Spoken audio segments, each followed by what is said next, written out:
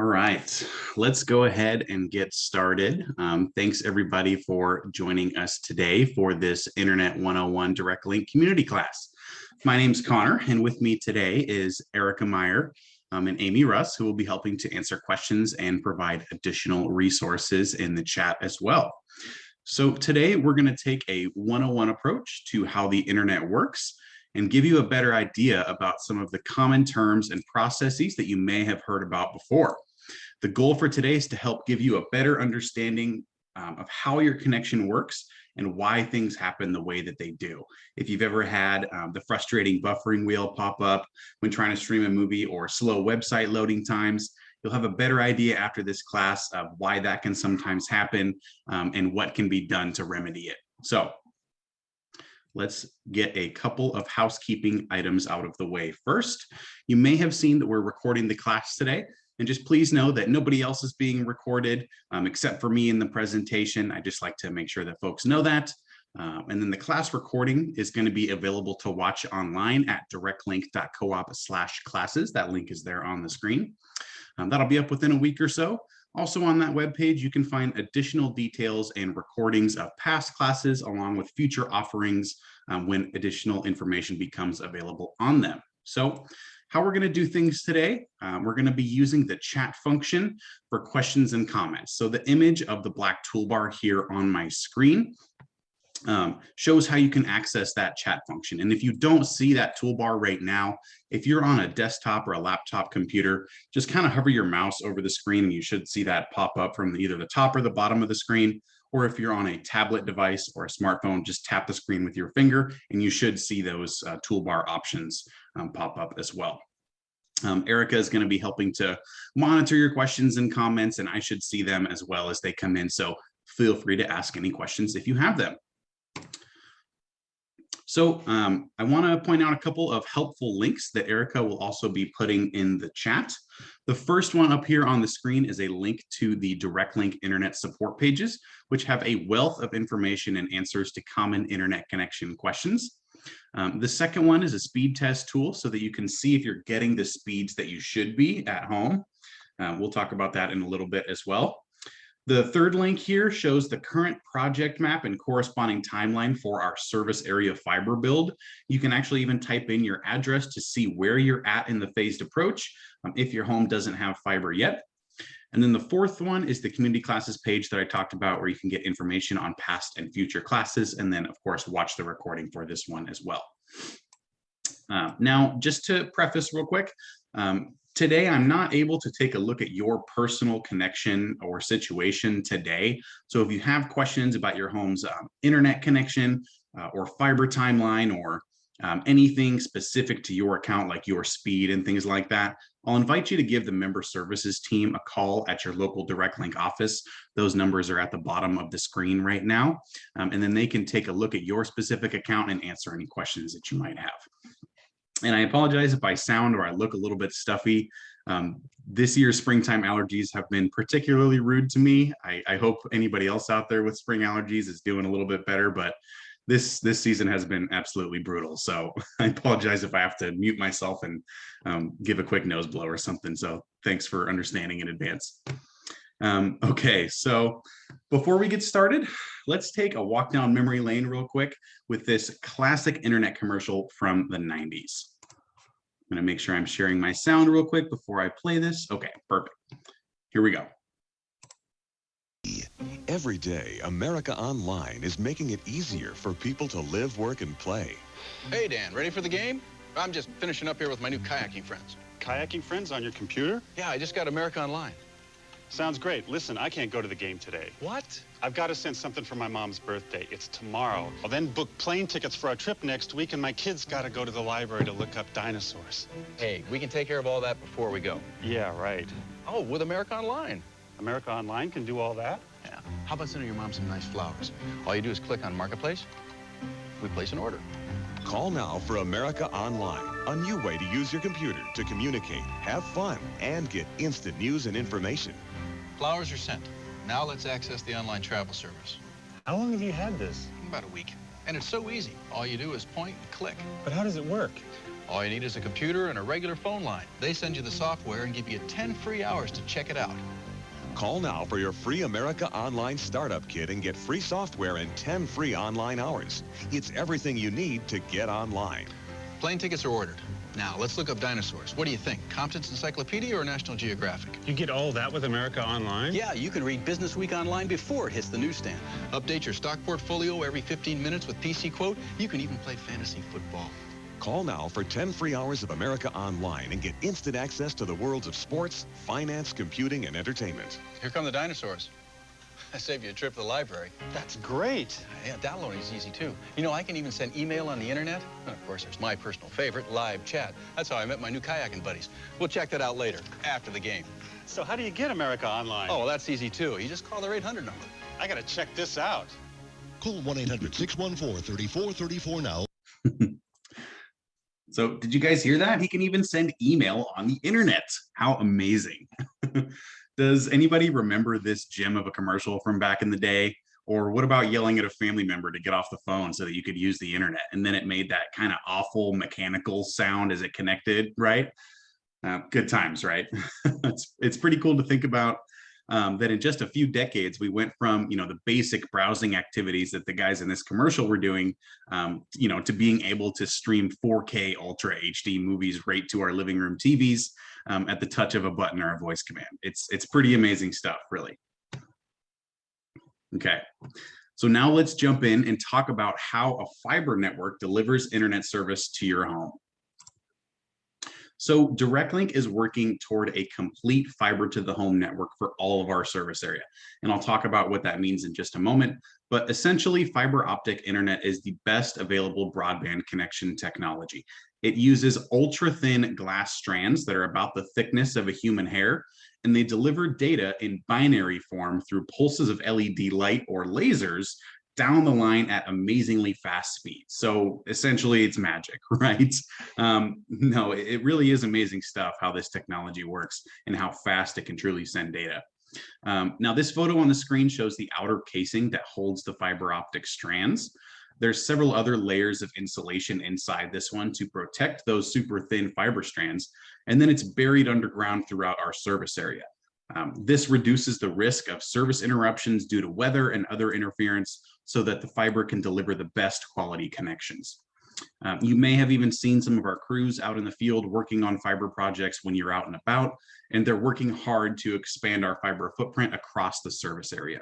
We're getting close to an all fiber network in our phased approach, and if you'd like some more details, you can use that online tool at directlink.coop/fiber that I mentioned earlier.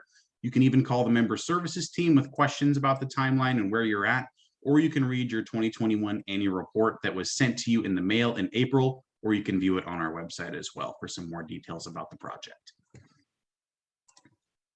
Now, let's take a step back and look at the traditional method for deploying internet service, that's copper infrastructure, and then compare it to fiber.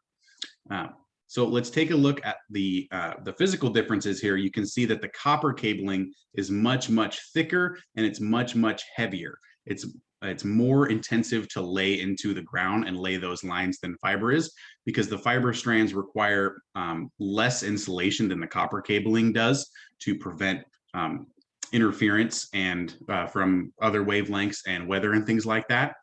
So the amount of fiber here that you can see can carry an exponentially greater amount of data than the copper cabling right here at a fraction of the thickness and the weight. So it makes it easier to lay into the ground and then make sure that it doesn't get interference from other things externally as well.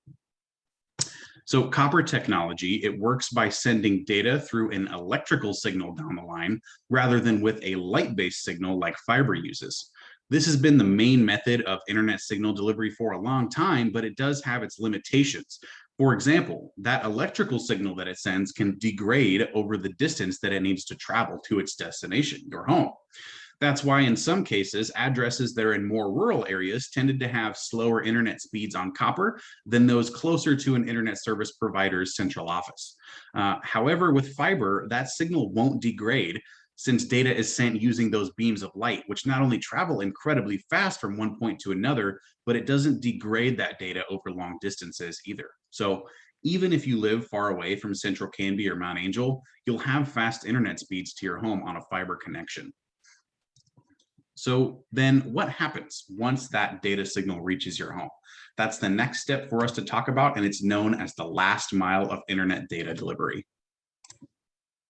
So the last mile is the stretch between the main fiber network line and the end user, you. Once the signal reaches your home, it needs to be converted into data that your devices can understand, right? And this is where these fancy little gray boxes come in that some of you may have on the outside of your home. This is called an optical network terminal, or an ONT.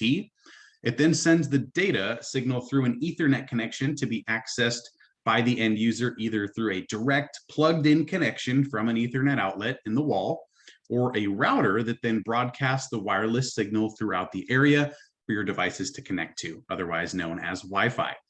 We'll talk more in depth about these two connection options here in just a moment.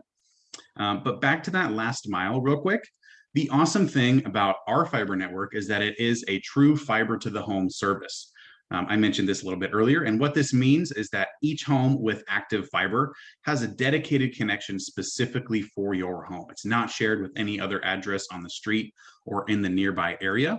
So this provides the fastest, most consistent speeds to every address on fiber. Now, some other providers may use what's called fiber to the cabinet, and that's where fiber strands deliver the signal to a service cabinet. And you may have seen these at the end of a block or at the start of a neighborhood. They're those kind of gray or green, kind of rectangular shaped metal boxes. And then once the signal reaches those cabinets, copper lines are then used to deliver the signal to each individual home in the area. Now, on this system, on a fiber to the cabinet system, this can boost speeds a little bit, but it's not as reliable or as effective as a true dedicated fiber to the home network is, like the one that DirectLink is getting close to finishing building. So let's talk about how that signal is accessed by your devices once it reaches your home. Real quick, I just want to talk about something that gets mixed up sometimes, and that's that internet and Wi-Fi are the same thing, when this actually isn't the case. The internet service is the signal that gets sent from our central office to your home over the fiber network that we just talked about. Wi-Fi, on the other hand, is the wireless distribution of some of that signal through the air. Devices can then connect to that signal wirelessly and access the internet to stream, game, video chat, email, so on and so forth, other activities that you can do online. I just wanted to mention this because we sometimes hear from folks that, there's a problem with the internet, when in many instances, it can actually be a problem with the Wi-Fi signal that's being distributed, or even a problem with the device itself that's attempted to be that you're attempting to use. And then that would be troubleshooted in a different manner than if it was truly an issue with the internet signal coming into the home. So with that said, let's talk a bit more in depth about these two connection types. So I've mentioned Ethernet connections a few times today, and that's when a device is physically plugged into your home's network through a cord. It looks like this one up here on the screen. It looks like a phone cord, but it's thicker and it actually won't fit into a traditional phone jack. Your home will likely have one or more special ports in the wall that are specifically designed for an Ethernet cord. This cord can then be plugged directly into a variety of types of devices for a direct connection to your home internet network. And there are a number of reasons why you might want to use a wired connection. First, since you're literally plugged directly into your network, you have that direct connection. You don't have to fight through all the other things going on in the air like you do when you're on a Wi-Fi connection, which makes a wired connection generally more stable and reliable overall. You may also have access to a bit faster speeds on a wired connection, since the data is coming right to your device rather than through a wireless signal in the air. So which devices might you plug into your network with an Ethernet cord? For me personally at home, I have an Ethernet cord running to my workstation so I can plug in my laptop. That way I have the best possible connection when working from home. I also have my Nintendo Switch gaming console plugged into Ethernet for a stable, reliable connection when I'm playing games online. So a wired connection is best for devices that you want to make sure have that direct line to your network for the most reliable signal. Think desktop computers, gaming systems, smart TVs, And they tend to work best, of course, for devices that don't move around a whole lot, because the last thing anyone wants is for, cords running all around their house, or having to move cords when you move a device. So an Ethernet connection like this is a good idea for devices that tend to stay put, like computers, gaming systems, and TVs, things like that. Okay, next, let's talk about Wi-Fi connections. Now, as we've talked about a little bit already, a Wi-Fi connection allows you to connect devices to your home network and receive internet data signals wirelessly. So how many folks have a primarily have their devices connected through Wi-Fi? You can feel free to leave a comment in the chat box. If you like, if other folks have some of their devices connected through Ethernet, feel free to share as well. But I imagine most folks do, since it's really the easiest way to connect to your home internet, right? And not every device out there has a Ethernet cord plug into it. We think we do, but we're not sure. Yes, we do have some connected through Wi-Fi. Okay, great. Thanks, guys. So, not every device out there, like a smartphone or many other different devices, some different gaming, handheld gaming consoles and speakers and things like that, don't have a spot to plug a cord in. Plus, devices are becoming smaller and smaller, and most things are mobile now, so it's usually just more practical to connect to Wi-Fi. Think about those devices like smartphones, tablets, streaming TV devices like Amazon Fire TV or a Roku box. So again, the Wi-Fi is the internet signal that's broadcast throughout your home by a piece of equipment that's known as a router. The router connects to your home's ONT. It's that box outside the home we talked about earlier. And then it connects through an Ethernet connection running between your walls, and then transmits data sent over the internet through the air to connected devices. Now, this is where interference can happen. Rather than have a direct connection right to your home network through an Ethernet cord, Wi-Fi competes with other stuff going on in the air, and it can be impacted or interrupted by physical infrastructure. Think of it like a radio signal. You might not be able to hear it in some places unless you have a strong signal. And this can happen with Wi-Fi as well. Things like thick concrete or brick walls and even thick mirrors can impede the ability of the Wi-Fi router to get a good signal to your devices. Other wavelengths can also interfere, like microwaves. This is why it's a good idea to make sure that your Wi-Fi router is placed in a central location so that it can freely broadcast its signal throughout your home. Now, even if placed in the optimal location, routers do have their limits. If you have a large home, for example, or one with multiple floors, you might need to consider some additional or advanced Wi-Fi equipment to help strengthen that signal so that you can get a good signal in every room of your house. And then, of course, this is where my shameless plug comes in. You may decide to manage your home's Wi-Fi network on your own through equipment that you purchase and manage, and that's totally okay if you want to do that. But for those that want to take a bit more of a hands-off approach and have us handle the logistics of keeping their home network running smoothly, we offer a Wi-Fi home networking service that includes top-of-the-line equipment and installation to ensure you have the best signal throughout your home. We keep the software updated, make sure all the T's are crossed and I's are dotted behind the scenes to make sure you've got a smooth connection. So if you're interested in our Wi-Fi home networking service, feel free to call the local member services team if you have more questions. Okay. One more thing to mention is that the age and the software capabilities of your router and your devices can play a role in the performance of your Wi-Fi network as well. If you have, just as an example, a 10-year-old router hidden in your hallway closet that's powering your Wi-Fi network, it's probably not going to be giving you the full capability that you could have with a newer system. Even if you subscribe to gigabit service, some of the fastest internet speeds out there, your router might not be able to get that full potential if it's an older model or the software isn't updated. And the same thing goes for individual devices as well. If you're trying to stream a movie or play a game on a device that's getting up there in age, you may have a slower experience as well. So that's why I mentioned earlier that if you're experiencing, buffering when watching a movie or slow loading times, it might not be the internet connection that's coming into your home. It could be the age of the router, or just the router is not able to broadcast a strong signal. If you have fast internet speeds, but your router isn't quite as strong as a newer one, then you might not be able to access those gigabit speeds. And the same thing with those devices, those can play a role too in some slow loading speeds as well. So something to think about if you're experiencing those things.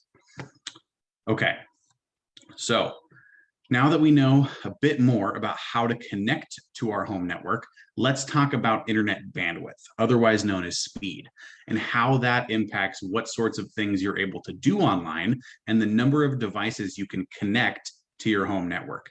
I have a real quick video here that I'd like to show you that explains this in a really fantastic way. So here we go.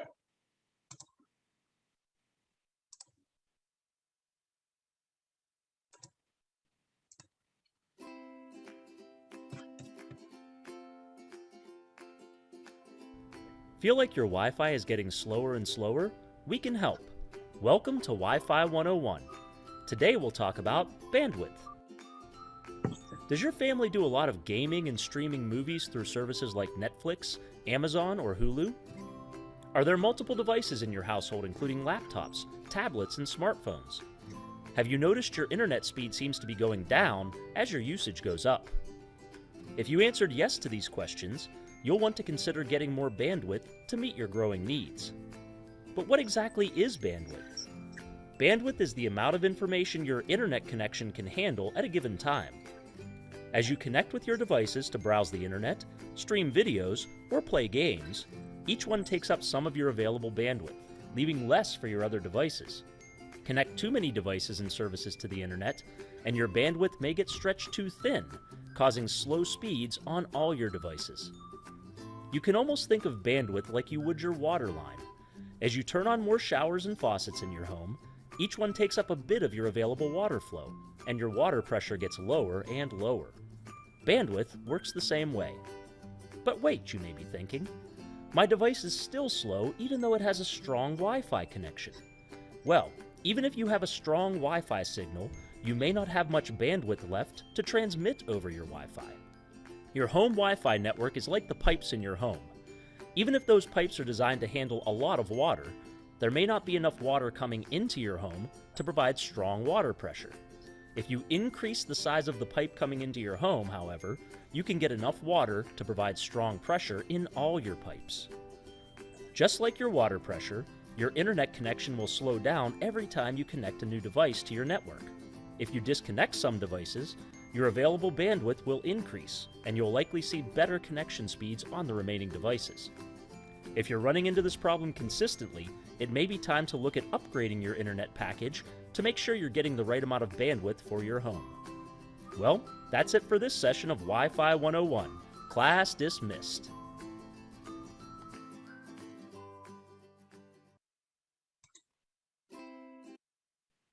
Okay, I hope that helped to explain kind of what bandwidth is and why you might be running into some of those slow loading times when you connect more devices or do different things online.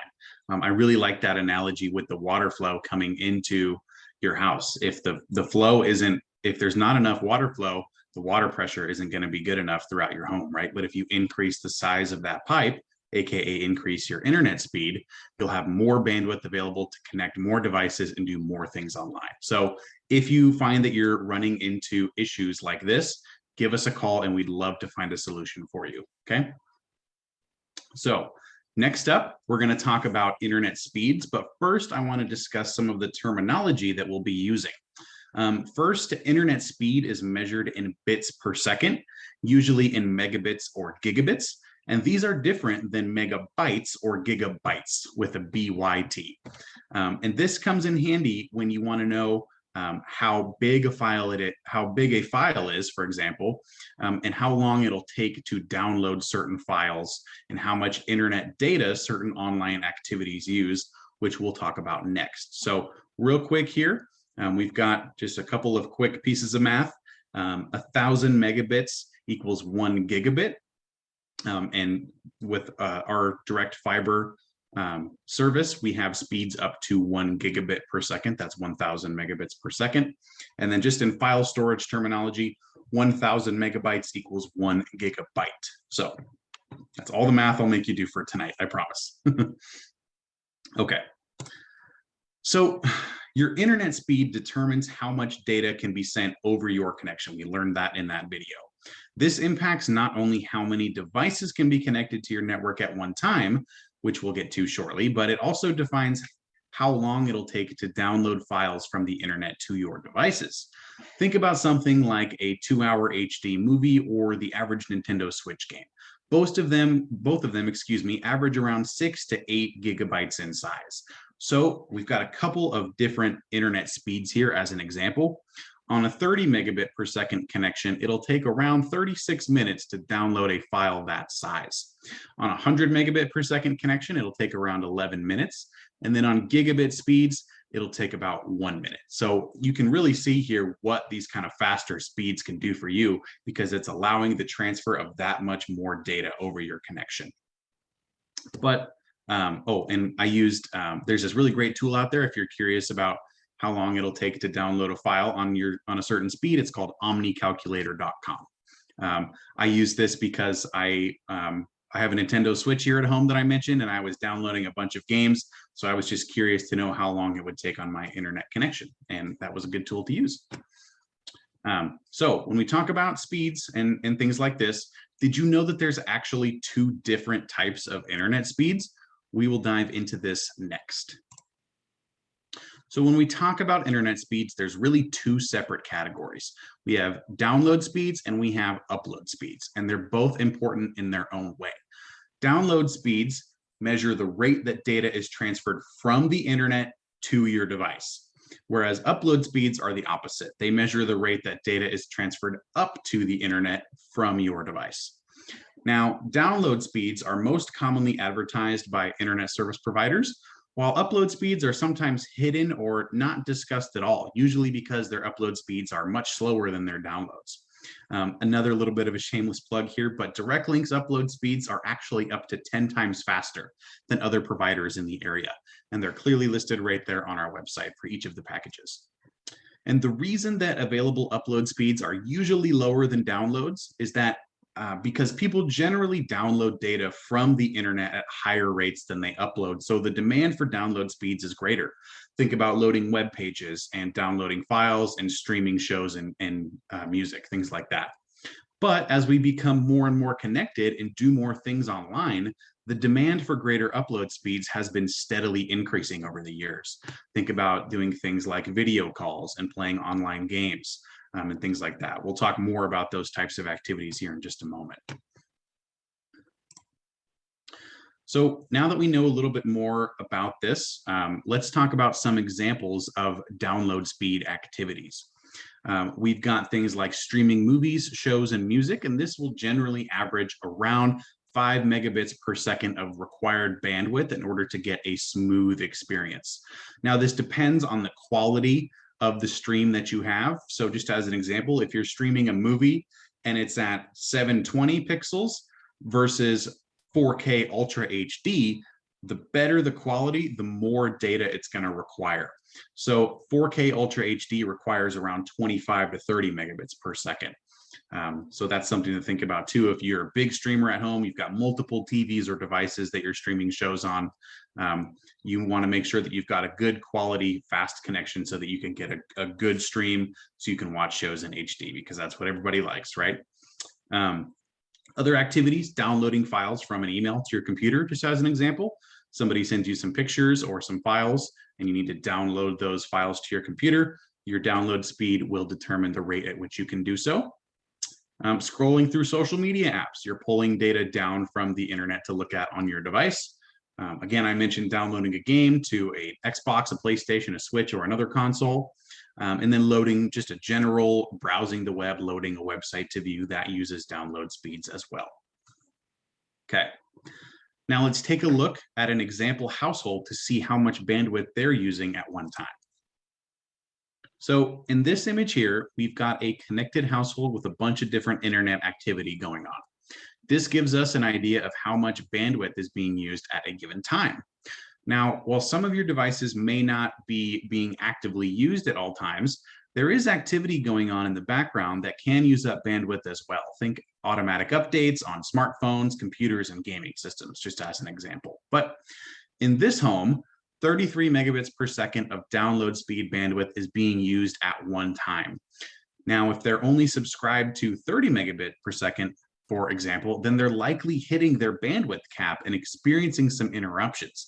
And the devices are fighting for their share of that bandwidth to be able to deliver the requested action. Again, think of it like you've got all those faucets and shower heads that are competing for that water pressure. If there's not enough pressure, it's just going to be a slow drip and they're not going to get that full experience. So the same thing is true here. So in this household, they might think about making that pipe bigger, expanding or upgrading their internet package for a smoother experience. And then thinking about it like this can give you a good idea of how much speed or bandwidth that you need at home. Now, let's think about it the other way real quick for upload speeds when you're sending information up to the internet. These are some examples of common activities that require upload speed to perform properly. Now, some activities require both upload and download speeds at the same time to work. Let's think about playing an online game, for example. When you're moving your character around or doing something in the game, you're sending data up to the internet. But there are also other things going on that need to send data down from the internet to your device, like when you interact with other players, as an example. That information then gets sent up to the internet from the other player and then down from the internet for you to see on your screen. That same thing goes for video calls as well, like we're doing right now on Zoom. I'm sending my audio, my picture, and my face up to the internet, and then all of you are downloading it from the internet. So we're using those two speeds at the same time here. I need to make sure I have a quality connection so that you can see me clearly, hear me clearly, and see my presentation. So other examples of upload speed activities: streaming video from a security or a doorbell camera, like a Ring doorbell, for example. Those are pretty common nowadays. You can stream that video of your front porch, make sure your packages get there and nothing else is going on at your front porch. Stream those to your phone or other device where you can access those. So that Ring doorbell has to take the video and then upload it to the internet so that you can download it onto your device. I know I'm saying up and down a whole lot, but that really is how it works. And this generally uses about 2 to 3 megabits per second of upload speed per camera that you have. Again, sending files or photos over an email or messaging service. If you ever text somebody a photo or send it over email, you have to use upload speeds to send that data over the internet. We talked about video chats like FaceTime or Zoom, and those generally use about 3 megabits per second of data or so. And then playing online games, like I mentioned, on a PC, a console, or even a phone. Those generally use about 1 to 3 megabits per second. Okay. So now that we're thinking about how much speed we need at home, I want you to think about how many devices that you have connected to your internet at home at one time. So is it just a couple? Do you maybe have more than you thought? You should see a poll that just launched on your screen. I'll give you just a few moments to answer. I'm just curious to know how many devices y'all think you have connected at home. When I did this lesson myself, I had a couple more devices connected than I thought I did. So this is a good activity to get you thinking about how much bandwidth you're using and how many devices are actually on your network at one time. Thank you. I see some folks are answering. Awesome. We've got a nice little spread here. Okay, awesome.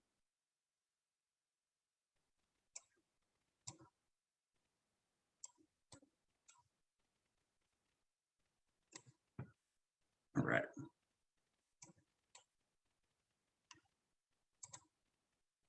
I'm going to share the results. You should be able to see them.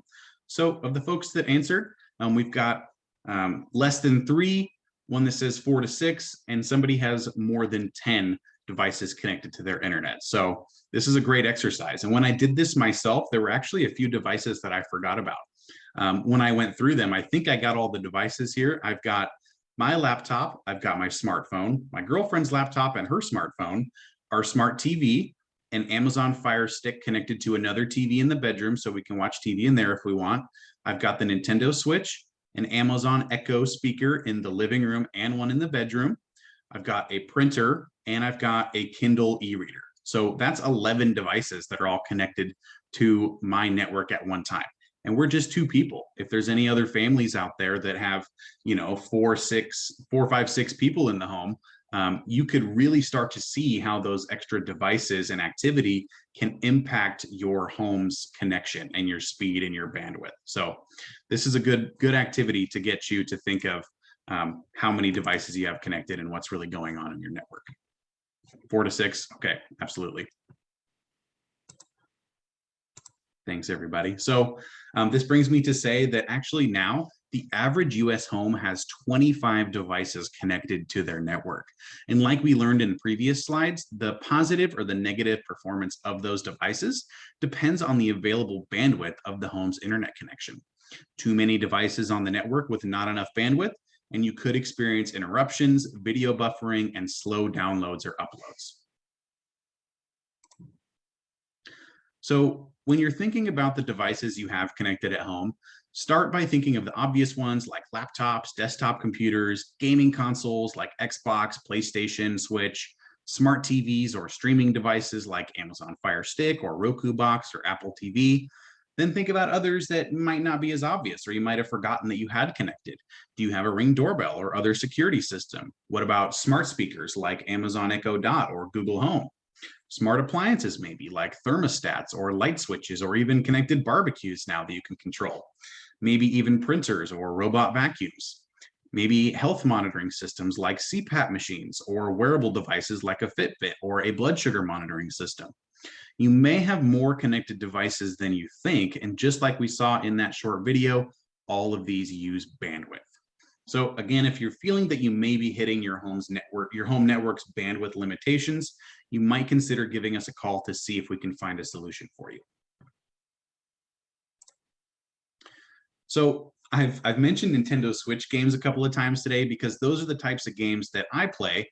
But did you know that 2/3 of people in the US are gamers, and some of them might not realize it? You might even be a gamer yourself. Think about it. Do you ever play brain games like Wordle or Words with Friends, or maybe other games to pass the time on your phone or tablet like Angry Birds or Candy Crush or something like that? I mentioned this because an increasing number of people are actually gamers these days. Not in the sense that they're plugged in with their headset playing first-person shooters all night, but folks from all walks of life and all ages. And all of these different types of games require quality connections to transmit data properly. Or card games on the computer, perfect, yep. So the last thing that anyone wants is for the game to miss your awesome winning move or 150-point word because of a lackluster internet connection, right? Nobody wants that. So another thing to think about as well. So with all of these devices and online activities and speeds in mind, another thing to mention is that some internet service providers have internet data caps or essentially a limit on how much internet you can use every month. In that America Online commercial we watched earlier, they sent them the software and they got 10 hours that they could use. So that's essentially the old version of data caps. But if you go over that limit, some providers can even charge extra fees or significantly slow down your connection as a penalty. But as direct link members with our service, there are no data caps on any of our speed tiers. You can stream and game as much as you want without worrying about extra fees or slowed down service. Now, some other providers' lower end data caps are around 300 gigabytes for the month or so. Certain online activities use up different amounts of data. For example, Netflix says right on their website that streaming a 2-hour regular HD movie 1080p would use about 3 gigabytes of data per hour, while a 4K Ultra HD movie uses about 7 gigabytes of data per hour. Online multiplayer gaming uses up to 300 megabits per hour, or megabytes, excuse me, while many work from home activities like video conferencing calls on applications like Zoom or Microsoft Teams, those can use upwards of 800 to 1,000 megabytes per hour. So with all this in mind, on some providers, you could get really close to adding up to your data usage for the month. And then that could significantly impact users' connection, performance, and their wallets, of course, if they're not careful. But again, y'all made the smart choice of choosing direct link for your internet provider, so you really don't have to worry about any of that. So That's pretty much it for the presentation that I had today. We'll stick around to answer any more questions that you have, and you can also email us at hereforyou@directlink.coop with additional questions, comments, or feedback. We would also love some ideas for topics for future community classes if you have any. And then make sure to save the date for our next class on Thursday, September 22nd. We'll be sending out more information on that class in the coming weeks and months as well. So, does anybody have any questions about what they saw or what they heard today? Let us know. You can type your questions into the chat, and then we'll answer them here.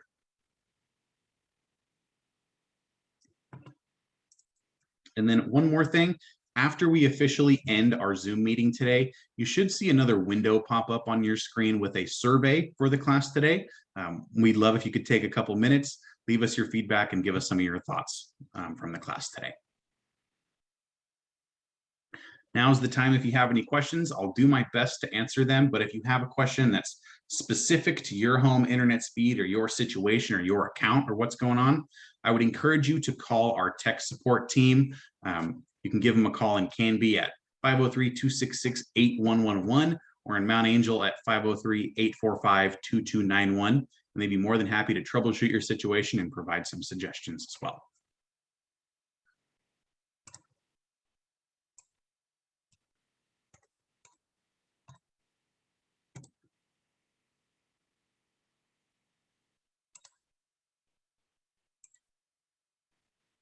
So I'm guessing that everybody's an expert now. We're all good to go. Okay, so not seeing any questions, I think we will officially end our meeting for tonight. I want to thank you all so much for joining us this evening. And again, if you want to watch a replay of this class, you can do so at directlink.coop/classes, and then you can get additional information on past and future classes as well. So yeah, absolutely. Thank you, Karen. So thank you, everybody. Hope you have a great rest of the evening, and we'll see you next time. Thank you.